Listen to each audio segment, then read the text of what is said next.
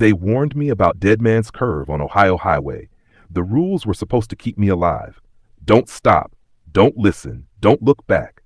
But the deeper I drove, the more I realized the rules weren't meant to save me. They were meant to trap me. And now I'm not driving alone anymore. Welcome back, friends. It's always a thrill to have you here. Every like, share, and comment keeps this little horror family alive and growing. So if you haven't already, hit subscribe, leave a thought below, and join us on this chilling journey. Now let's step together into tonight's story. They call it Dead Man's Curve for a reason. Truckers talk about it like it's cursed. A stretch of Ohio Highway where asphalt twists into a serpent's coil, waiting to swallow anyone careless enough to forget the rules. I'd heard about it plenty in the diner stops and CB chatter, the same way you hear about phantom hitchhikers or haunted rest areas, just another roadside legend to pass the hours. But when my route shifted east through Ohio and my dispatcher casually told me I'd be crossing the curve on the midnight haul, I felt something tighten inside me. That night, the sky was low and heavy, a storm pressing down on the horizon. My rig hummed beneath me, 18 wheels gripping slick blacktop. I'd been on the road long enough to know the difference between stories and warnings, but there's something about the way old truckers lower their voices when Dead Man's Curve comes up. Not like they're trying to scare you, more like they're trying to protect you. The CB crackled around 11. A voice came through, slow and strained, warning me I was an hour from the curve. I picked up the mic and joked about keeping my hands steady and eyes sharp, but the driver on the other end didn't laugh. Instead, he muttered something I didn't catch at first.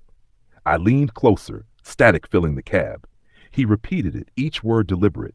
Don't break the rules, not on the curve. I asked what rules he meant, but the channel cut out. All I got after that was dead air.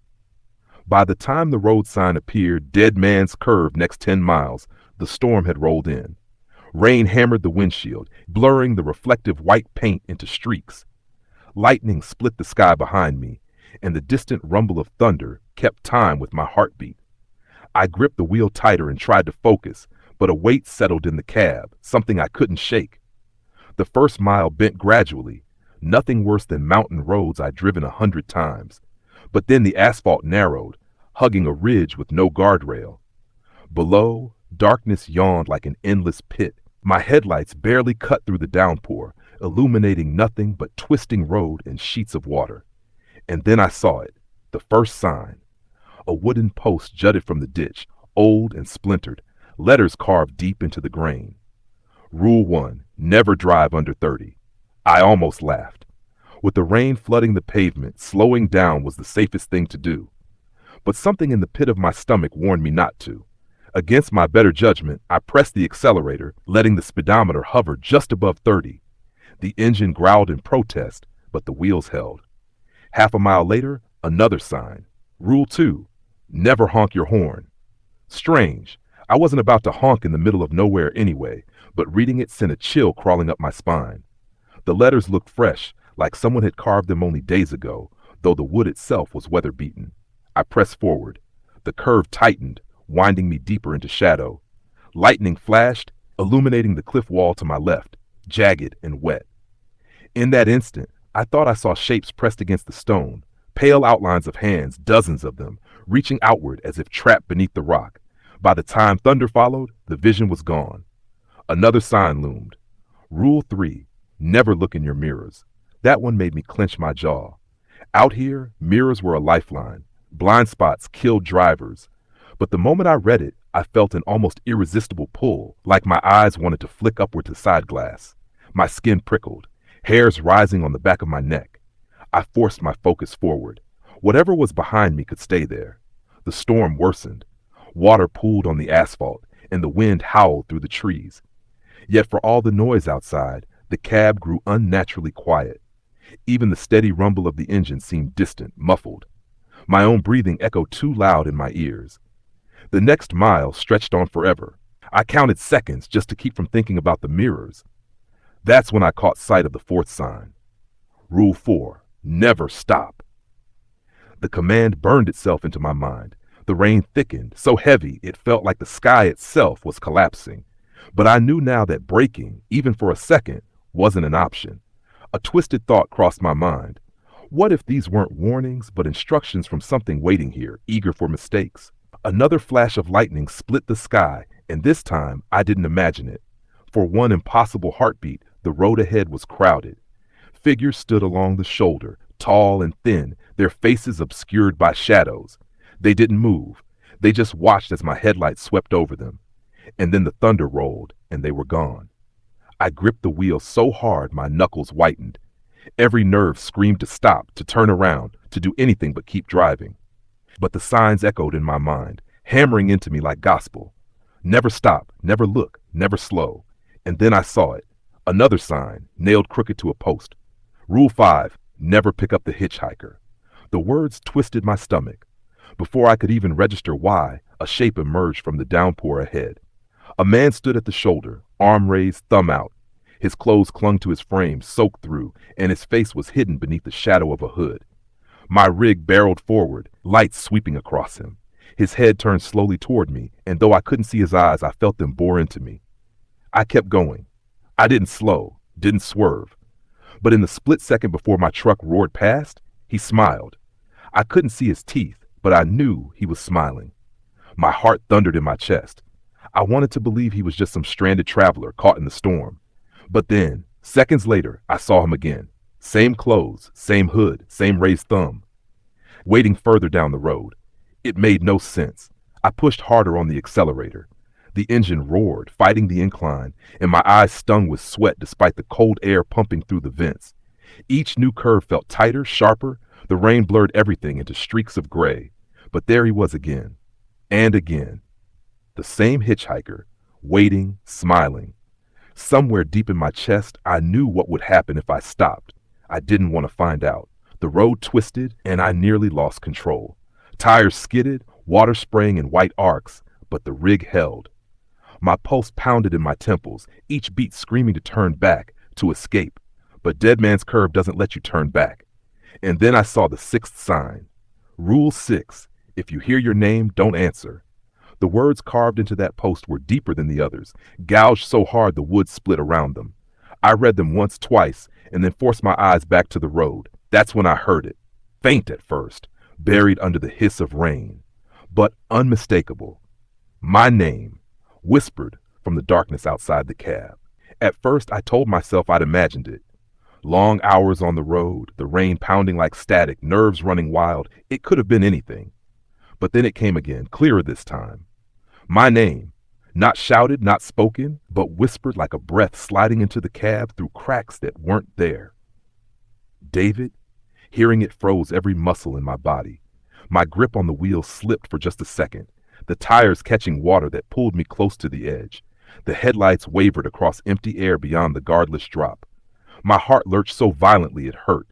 I forced my eyes forward, jaw locked, the 6th rule burning in my brain. If you hear your name, don't answer.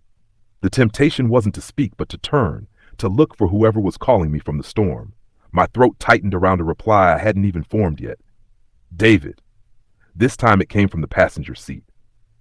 I nearly lost control again, my chest hammering as I risked the tiniest glance.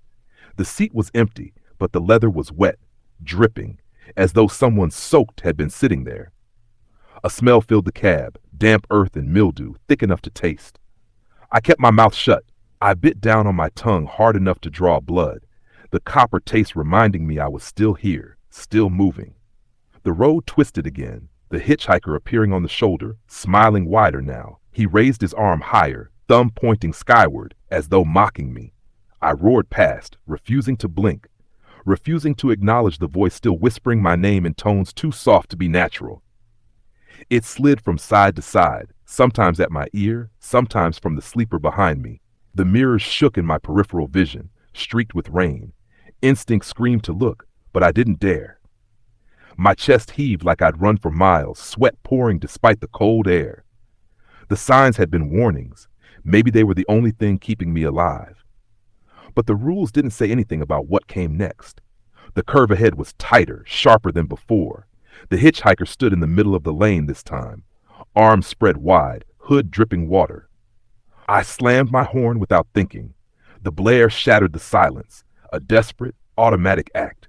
The moment the sound cut through the storm, everything stopped. The rain froze mid-fall, drops suspended in the beam of my headlights. The engine went silent, though the truck still moved. Even the whispering of my name halted. The world turned mute and still, like a photograph stretched into reality. And the hitchhiker, he lifted his head. The hood slipped back, and I saw his face for the first time. It wasn't human. The skin was stretched tight and pale, eyes hollow sockets filled with black water that rippled as though alive. His grin split wider, the jaw opening too far, teeth crooked and jagged like broken glass. He raised one hand, long fingers dripping, and pointed directly at me. Then the world snapped back. The rain slammed down all at once, the roar of the engine deafening, my horn still blasting as I swerved hard. The truck's tires screamed against the asphalt, hydroplaning dangerously close to the edge. Somehow, by sheer panic, I pulled it back onto the curve. My chest felt like it would explode, my ears ringing with more than the horn. Rule 2, never honk. I'd broken it. And I knew something was coming for me. The whispers returned, but no longer soft. They crawled over one another, dozens of voices speaking my name, each different, each wrong. Some were high-pitched and shrill, some guttural and deep. They layered over one another, pressing in from every direction. The road ahead blurred, shapes moving just beyond the rain. Shadows darted along the ridge wall, too fast to follow. Figures appeared and vanished at the corners of my eyes, running alongside the truck, keeping pace. Their hands slapped against the trailer, hollow thuds echoing in the storm. I couldn't stop. I couldn't look. And then the CB crackled to life. At first just static, but then a voice broke through. Calm, steady, too calm for the madness around me. You broke a rule. My skin turned ice. I grabbed the mic with a trembling hand, not sure why, maybe desperate for an anchor. Who is this? My voice cracked, raw. You broke a rule, the voice repeated. You honked. They heard you. Lightning split the sky again, and for the briefest moment I saw the road ahead wasn't empty. The hitchhiker was there again, but this time he wasn't alone. The figures from the roadside stood with him, dozens, maybe hundreds, their faces pale and warped, their hollow eyes all fixed on me. When the thunder rolled, they vanished, but I knew they hadn't really gone. What happens if I break a rule? I asked, though I didn't want the answer. The CB hissed. Then, flat and cold, the voice said, You die. The channel went dead. I tossed the mic aside and fought to steady my breathing. Every curve tightened, every second dragged into eternity. The rain blurred everything into a nightmare tunnel of gray, but the rules still carved themselves into my skull. Never stop. Never look. Never slow. Don't answer. And yet the temptation gnawed at me. The voices whispered louder, sometimes imitating people I knew. My mother, long gone. A friend I'd lost in an accident years ago. They called me by name, begged me to respond. My throat ached with the effort of silence. The mirrors shook violently, rattling against the frame. Out of the corner of my eye, I saw something move in the glass, darker than night itself. The shape leaned close, pressing against the reflection, its face distorting as though the mirror were water. I refused to look. The curve dipped suddenly, and I nearly lost control. Water surged across the pavement, the tires skidding as the trailer swayed. My chest heaved, vision blurring from panic. I thought I might pass out right there. Then the seventh sign appeared. Rule 7. If you break a rule, don't leave the curve. My blood went cold. I didn't know how long the curve stretched, whether it ever truly ended, but the sign confirmed what I already feared. Once I'd honked, I wasn't leaving. Not alive, at least. The whispers grew into screams. My name, over and over, shrieked by dozens of unseen throats. My ears rang, blood trickling from one as though the sound itself were tearing me apart. The hitchhiker appeared again, closer this time. His face stretched into something that wasn't a smile anymore. His jaw hung loose, unhinged, as if waiting to devour. And then, in the middle of it all, I heard a sound that froze me more than any whisper. It was my own voice. From the sleeper behind me, it called my name, slowly, deliberately, as though I were already sitting back there, waiting for myself to answer. Hearing my own voice call my name from the sleeper was worse than anything I'd seen on the road. The whispers, the figures, even the hitchhiker, none of it compared to that hollow echo of myself, low and steady, curling up from behind my seat. It wasn't panic that struck me in that moment. It was something colder, something that rooted deep in my bones. Because there's nothing in this world that should sound exactly like you and not be you. I didn't answer. My jaw locked so tight my teeth ached, blood still warm on my tongue from where I'd bitten it earlier. The rules drilled into my head like commandments. If you hear your name, don't answer. The voice spoke again, perfectly calm, perfectly clear, as though I had recorded myself and was listening to the playback. David, come back here. I tightened my grip on the wheel. The rain pounded, the curve winding tighter, but all my focus was on the darkness behind me. I couldn't turn. I couldn't look. My own voice kept speaking, each phrase bending into something almost but not quite right. You're tired, David. You shouldn't drive anymore. Pull over. Pulling over wasn't an option. The fourth rule echoed back. Never stop. You've already broken one, it continued, tone almost playful now. Why not another? The hairs on my arms rose, my skin prickling like ice water poured down my spine. I knew if I so much as shifted in my seat, it would feel closer. The CB crackled again, pulling me out of the trance. The same flat, toneless voice from before came through. Don't listen. It's not you. Don't listen. I grabbed the mic, desperate. Who the hell are you? Static. A pause. Then, another driver. Same as you? Keep driving. Before I could ask more, the channel cut off. The voice in the sleeper grew harsher. David, look at me. I kept my eyes on the curve, forcing my breathing steady. My knuckles were white against the wheel, but every nerve in my body screamed to turn around. That was the trick, I knew it. Whatever waited back there wanted me to acknowledge it. The road curved hard left, and my tires skidded dangerously. The trailer swayed, the rear end fishtailing. My instincts screamed to check the mirrors, but the third rule pulsed in my head. Never look in your mirrors. I fought against the instinct, correcting without seeing, driving blind to what was behind me. The truck straightened, just barely. Then, through the sheets of rain, headlights appeared ahead. Two bright beams cutting straight toward me. Another truck. My chest seized. The highway was narrow, barely enough for two rigs to pass in daylight, let alone in this storm. I leaned on the horn before I remembered. I couldn't. Rule 2. But the other truck didn't slow. It barreled straight at me, lights blinding, engine roaring. The voice in the sleeper whispered, almost laughing, "That's you." For one sickening moment, I saw it. The truck ahead wasn't another driver. It was my rig. My same make, same model, same paint job, even down to the scratches on the bumper. A perfect reflection of me bearing down, headlights glaring like eyes. I yanked the wheel, tires screaming as the rig slid across wet asphalt. The edge of the cliff loomed on my right, the abyss yawning black. The other truck roared past without collision, vanishing into the storm as though it had never been. My chest heaved, lungs on fire, sweat stinging my eyes. I wanted to scream, to slam the brakes, to end this nightmare, but the signs played over and over in my skull. Never stop, never look, never slow. The hitchhiker appeared again. Only this time, he wasn't on the roadside. He was in the lane. I swerved, heart jackhammering, but he didn't move. My rig passed right through him. I felt the cold seep into the cab, like plunging into ice water, and the smell of damp earth flooded the air again. The lights flickered, the dash glowing erratically. For a moment I thought the engine would cut out entirely, but it held, humming weakly beneath me, as if just barely alive. The next sign appeared, looming through the storm. Rule 8. Never take your hands off the wheel. I blinked at it, realization sinking into me like lead. My hands had been welded to the wheel for hours now. My fingers throbbed with pain, joints stiff, but I hadn't let go once. If I had, I didn't want to imagine what would have happened. As if to test me, the voice in the sleeper shifted. It no longer spoke like me. It spoke like my father. His tone, his cadence, perfect down to the smallest inflection. "Son," it said softly, "take my hand."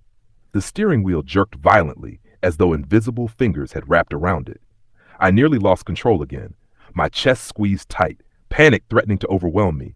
"Let go," the voice urged, kind, warm, everything I remembered about him. "You don't need to hold on anymore. I'll drive." Tears stung my eyes, not from sadness, but from the sheer pressure of resisting. My muscles burned, the wheel twisted like something alive, fighting me, but I didn't let go. Not once. The road dipped sharply, and I caught sight of something below, a valley filled with light. Houses, streets, people moving, civilization, an escape. But deep down I knew it wasn't real. The ninth sign confirmed it. Rule 9. The lights below are not real. My stomach dropped. Whatever was down there wasn't a town. It was bait, a trap waiting for the desperate. The figures appeared again, running alongside my truck. Dozens now, their pale hands slapping the trailer in a steady rhythm. My name screamed from their mouths, echoing across the curve, blending into the storm until it felt like the whole world was calling me. The hitchhiker stood ahead once more, but this time his hood was gone. His face was clearer, if it could be called a face at all. Hollow sockets pouring black water, a grin split so wide it tore into his cheeks. He raised his arm, not a thumb this time, but a finger, pointing forward. I realized then he wasn't asking for a ride. He was guiding me, and I was almost at the end of the curve. The road straightened in the distance, a stretch of highway cutting through the storm. My chest leapt with hope, but before I could breathe relief, the final sign appeared. Rule 10. You cannot leave until you pay the toll. My stomach twisted violently. A toll. What kind of toll? My wallet sat in the dash, but I knew it wasn't money. Not here. The hitchhiker stood in the center of the road ahead, waiting. His grin widened, and though he had no eyes, I felt him watching me. The storm roared, the voices screamed, and the wheels shook in my hands. And then my own voice whispered in my ear again, calm, steady. You're almost there, David. All you have to do is give them something. The word toll hung in my mind like a blade over my head. It wasn't just a demand, it was a promise. Whatever lived on this curve had been watching me from the moment I entered. It had written those rules. It had been waiting for this. And now, at the edge of escape, it wanted its payment. The hitchhiker didn't move as I barreled closer. He stood rooted in the road, water streaming from his skeletal frame, grin cut deep into his face. The storm bent around him, rain seeming to avoid his body, like he existed in a space that reality refused to touch. My rig thundered forward, and for a moment, I thought I could plow through him the way I had before. But when the headlights washed over his form, he didn't dissolve into mist. He stayed, solid, waiting. My grip on the wheel trembled. My mind screamed for answers. What was the toll? My wallet? My rig? My life? Then my voice spoke again, calm as ever, this time from the sleeper. You know what it is. Something living, something breathing, something that belongs to you. I shook my head violently, refusing the thought, but it clung to me like the storm outside. The CB crackled. The flat, dead voice broke through again, urgent now. Don't give it. Don't pay. If you pay, you're theirs forever. Don't pay. Static swallowed the channel. The hitchhiker lifted his arm slowly, deliberately, pointing not at the road, but at me, at my chest. His grin widened until it split the skin around his mouth, teeth jagged, gums black. The rules had been strict, absolute, but none of them told me how to pass this last test. The 10th one didn't forbid payment. It demanded it. The figures swarmed again, pale hands slapping the trailer, keeping pace with impossible speed. The whispers returned in a chorus of hunger, screaming my name, screaming for me to give them what they wanted. David, they howled. The toll! The toll! The road straightened further, the end of the curve almost in reach. My chest swelled with hope, but I knew it was fragile, poisoned. The rules hadn't been about survival, they'd been about control. Every command twisted me deeper into the grip of this place, bending me to its will. The hitchhiker stood tall now, his grin unbroken, water pouring endlessly from his sockets. I screamed into the cab, voice cracking, raw. What do you want from me? The reply came not from outside, but from within. My voice, but lower, darker, whispered back, You? My breath caught in my throat. The wheel jerked violently, pulling toward the edge, and I fought with everything I had to keep the rig straight. My arms burned, muscles screaming, the roar of the storm drowning my sobs. The CB crackled again, barely audible through the static. Fight it. Don't let it take you. If you give it yourself, you'll never leave. The hitchhiker began walking toward me now, slow steps in the rain, his fingers still pointed at my chest. The road narrowed, cliff edge yawning just feet away. My vision blurred, black spots swimming in the corners of my eyes. I couldn't hold much longer. My body was failing, my mind breaking. And then I realized, maybe the toll wasn't me. Maybe it didn't have to be. Something twisted in my gut as the thought formed. The voices had said something living, something breathing, something that belonged to me. My rig wasn't alive. My wallet wasn't alive. But there was something alive, something breathing, something that belonged to me. I forced my eyes down. The glove box. Nestled inside was a small leather case. My dog's collar. He'd been gone for years now, buried in the backyard of the only home I'd ever owned. I carried it with me on every route, a reminder of the only creature that had loved me unconditionally. I felt bile rise in my throat. The toll wanted life, memory, love, something that tied me to this world. If I gave it, I knew the cost. I'd never feel him with me again. He'd be erased, devoured, as if he'd never existed. The hitchhiker stopped in the center of the road, waiting, grinning, finger never leaving me. I reached for the glove box with one hand, pain screaming through my arms as I loosened my grip on the wheel. The rig swayed dangerously, the cliff yawning closer. I yanked the box open, grabbed the collar, and held it in trembling hands. The voices screamed louder, shrieking my name, shrieking for the toll. My chest heaved, heart pounding so violently I thought it would tear free. "I'm sorry," I whispered, not to the hitchhiker, not to the curve, but to the memory of the dog who'd once been my only family. The moment the words left my lips, the collar vanished, snatched from my hands, torn into nothingness by invisible claws. The cab grew cold, so cold my breath turned to fog. The hitchhiker's grin split wider, teeth rattling against one another in grotesque delight. The voices fell silent. For the first time, the road ahead cleared. The storm eased, the rain thinning to a drizzle. The figures vanished into the darkness. The hitchhiker stepped aside. I passed him, my rig rolling steady onto the stretch of highway beyond the curve. Relief poured through me like warm water. My grip on the wheel loosened, and I sobbed, tears streaming freely. Against all odds, I'd made it. I'd paid the toll. But the rules hadn't lied. The 10th rule hadn't said the toll was the end. It had only said I couldn't leave until I paid. And as I rolled onto the straight road, headlights cutting through the thinning storm, the CB crackled one last time. The flat voice, colder than before, whispered, "You left something behind. Now it belongs to them." My heart clenched. I reached instinctively for the glove box, for the collar that wasn't there. The emptiness that met me was worse than death. A part of me was gone. And then, just as the thought sank deep, I saw it. In my passenger seat, where the leather was still damp, something small now rested. A dog's collar. But it wasn't mine. The tag rattled against the metal clasp, etched with letters that hadn't been there before. Not my dog's name. My name. The next night was darker than usual, the sky smothered by thick clouds that refused to let even a sliver of moonlight through. I had taken on another long-haul delivery, and of course, my route once again took me past Dead Man's Curve. This time I wasn't just nervous. I was trembling before I even started the engine. The voices I had heard, the figure I had seen, the rules I had nearly broken, all of it weighed on me. And yet, I couldn't avoid it. No trucker really could. That bend was like a curse laid across Ohio Highway, swallowing everyone who dared defy it. The moment I passed the marker sign, the one half buried in weeds, leaning to one side, I felt the shift again. The silence grew thick. My ears popped as though the pressure had changed. It was the same sensation of stepping into a place where the world wasn't entirely natural. My hands tightened on the wheel. I kept the truck steady. But the road that night was worse than before. The headlights only seemed to illuminate a short distance ahead. Beyond that, shadows clung to the asphalt like heavy fog. The white paint lines on the road blurred, smearing like they were freshly drawn. The curve wasn't just a sharp bend now. It stretched endlessly, twisting, leading me through a spiral that didn't feel like it had an end. My speedometer showed I was going 45, steady, yet it felt like I was crawling while the road wound me deeper and deeper into its grip. That's when I heard the first tap, a soft knock against the passenger side window. I snapped my head, but of course no one was there.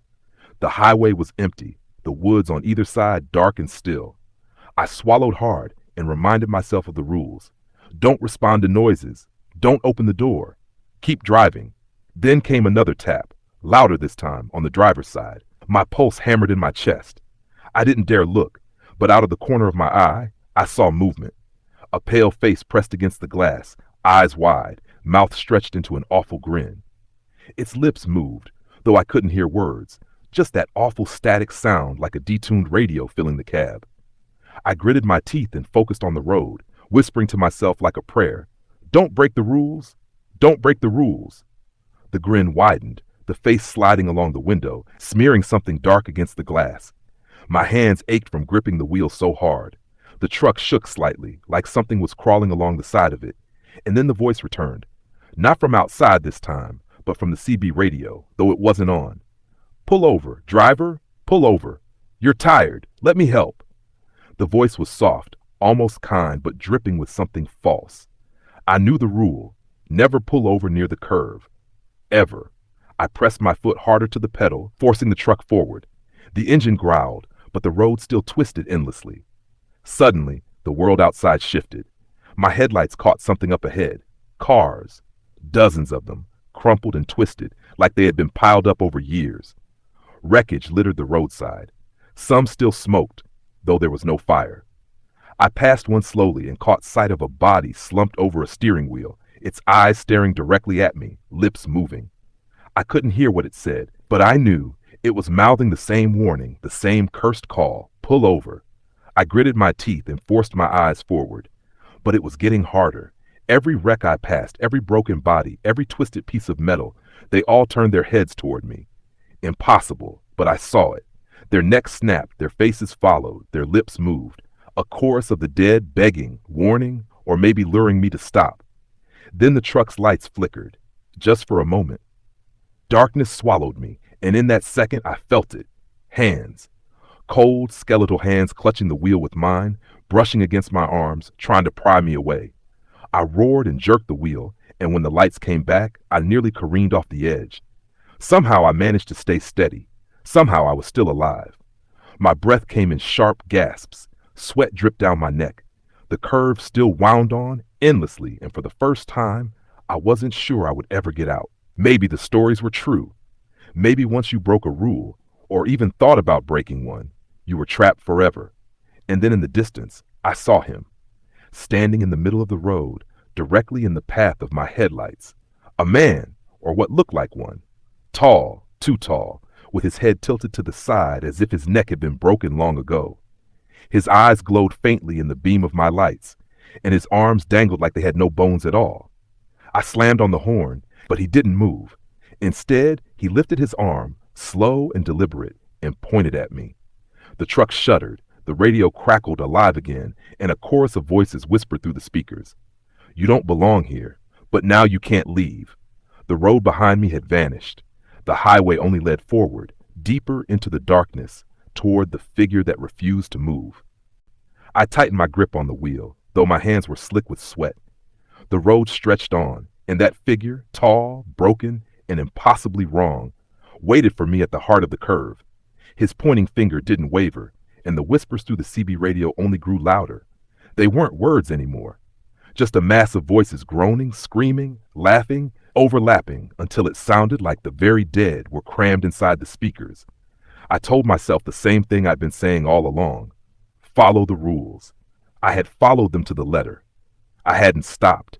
I hadn't spoken to the faces at the window. I hadn't let the voices in. I should have been safe. But as the truck rolled closer to the figure, I realized the rules weren't about safety. They were about survival for as long as the road allowed. And for me, time was running out. The figure stepped aside as if granting passage. My headlights swept across his twisted frame, and for the first time I saw his face clearly. It wasn't a stranger's face. It was mine. But not me now. Older, worn, hollowed out by exhaustion and terror. My jaw fell slack, but I didn't dare stop. I pressed the accelerator, forcing myself past him. The moment my truck rolled beyond, the world shifted violently. The road behind me dissolved into black void. The forest on either side was gone. Even the sky was gone. I was driving through nothing, an endless, empty dark. The yellow lines on the asphalt were the only thing that existed anymore, glowing faintly like veins of light carved into the black. The CB radio flared again. "You made it farther than most," the voice said. Not many voices now, just one. Calm, steady, my own voice. But Dead Man's Curve doesn't let go. Not for anyone. I wanted to scream, to argue, to demand what this place was, but I kept my mouth shut. A rule was a rule, even now. And then I saw them, the trucks, hundreds of them, stretching endlessly ahead of me, all driving the same narrow lane of glowing asphalt in the void. Their taillights blinked like red stars swallowed by the dark, different makes, different years, but all moving the same speed, the same rhythm. Some had drivers slumped at the wheel, eyes blank, mouths open in silent screams. Some had shadows driving them instead of men. Others were empty, the wheel spinning itself. I wasn't the only one. I had never been the only one. Dead Man's Curve was a trap, a loop, a graveyard highway that didn't bury its victims in dirt but in endless miles of cursed road. The rule I had never been told, the one nobody wrote down, became clear. You can't escape once you've driven it too many times. Once you've been marked, and I had been marked the first night.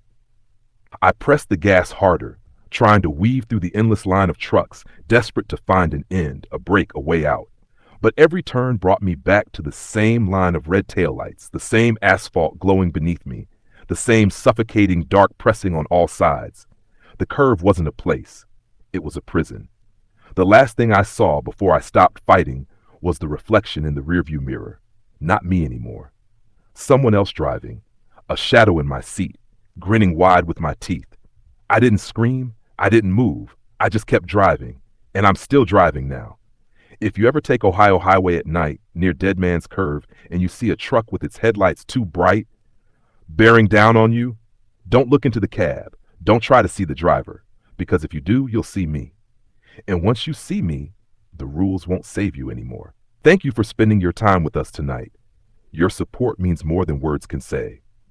Don't forget to like, share, subscribe, and leave a comment. We love hearing your thoughts. Until next time, stay safe and stay close to the light. Because in the next story, the shadows aren't waiting on the road. They're waiting inside your own home.